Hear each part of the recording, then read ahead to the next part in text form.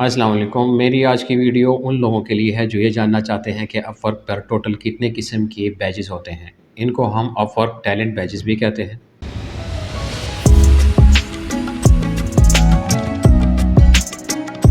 तो ये टोटल 4 किस्म के बैजेस होते हैं, यानी कि Upwork rising talent, Upwork top rated badge, Upwork top rated plus badge और अपवर्क एक्सपर्ट वेटेड बैज।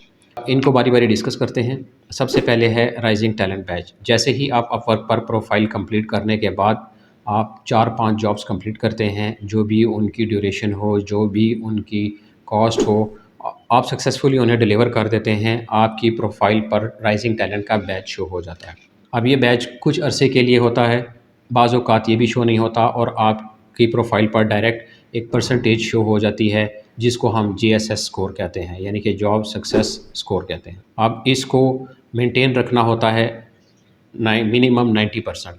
अगर आप जैसे ही 90% से नीचे आते हैं तो ये आपके लिए अच्छी बात नहीं, क्योंकि जो आपने आगे के बैचेस को अचीव करना है उसके लिए आपको मिनिमम 90% मेंटेन रखना होगा, अचीव भी करना होगा और उसके बाद मिनिमम 90% मेंटेन भी करना होगा। अब आते हैं सेकंड नंबर पर। सेकंड नंबर पर जो बैच है वो है टॉप रेटेड बैच।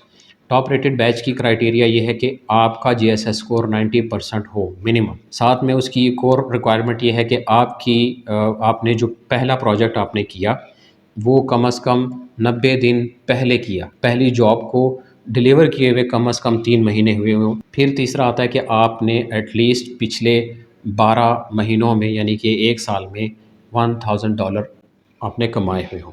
आप अगर जैसे ही आप ये तीनों रिक्वायरमेंट्स आप कंप्लीट कर लेते हैं, फिर उसके बाद काउंटिंग आती है कि आपने ये 90% स्कोर को 13 टू 16 वीक्स मेंटेन भी करना होता है। जैसे ही आपकी ये ड्यूरेशन कंप्लीट हो जाती है और आप 90% स्कोर भी कंप्लीट कर लेते हैं, तो आपकी प्रोफाइल पर टॉप रेटेड का बैज शो हो जाता है। अब जो ये टॉप रेटेड का बैच है, ये सिर्फ़ टॉप 10% अपवर्क को ही मिलता है। जो बाकी 90% लोग होते हैं, वो यहाँ तक पहुँचने में या तो स्ट्रगल कर रहे होते हैं या फ़ेल हो जाते हैं। रीज़न कि वो शॉर्टकट्स लगाते हैं या उनको कोई स्ट्राइक मिल जाती है और वो बैन हो जाते हैं। तीसरे नंबर पे बैच आता है टॉप रेटेड प्लस। इसका क्राइटेरिया भी सिंपल है और वो यही है कि आपने जीएसएस स्कोर को 90% मिनिमम मेंटेन करना है और आपने पिछले 1 साल में $10,000 का काम किया हो।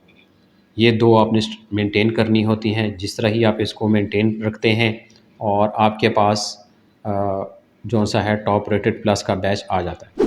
टॉप रेटेड प्लस का बैच टॉप 3% को ही मिलता है, यानी कि आप रेस्ट ऑफ 97% जो अपवर्क पे लोग काम कर रहे हैं, आप उनसे अच्छे हैं और आपके पास टॉप रेटेड का बैच आ जाता है। टॉप रेटेड का बैच जैसे ही आता है तो अपवर्क आपसे कुछ रिक्वायरमेंट्स भी माँगता है और वो आपकी फ़र्दर हेल्प भी करता है ताकि आप इसी बैच को मेंटेन करें। फिर चौथे नंबर पर आता है एक्सपर्ट वेटेड बैच।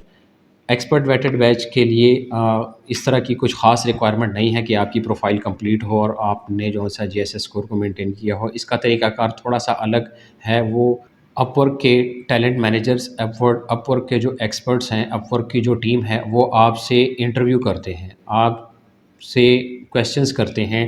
आपका जो भी आपकी नीश है उसके बारे में आपसे जानते हैं। आप उसमें सक्सेसफुल हो जाते हैं तो फिर आपको ये बैच मिलता है और इस बैच के मिलने के बाद फिर अपवर्क ही आपको प्रमोट करता है, क्योंकि आप काइंड ऑफ अपवर्क की क्रीम टीम में शामिल हो जाते हैं और अपवर्क ही आपको फ़र्दर आपकी मार्केटिंग करते हैं। आपके लिए काफ़ी हेल्पफुल अपवर्क होता है, जो आपके लिए स्ट्रगल करता है और आपके लिए काफ़ी आसान हो जाता है। बट ये बैच जौन-सा है, ये सिर्फ़ टॉप 1% को ही मिलता है, यानी कि 99% जो लोग हैं अपवर्क के, वो फ्रीलांसर्स हैं, उनको ये बैच नहीं मिलता।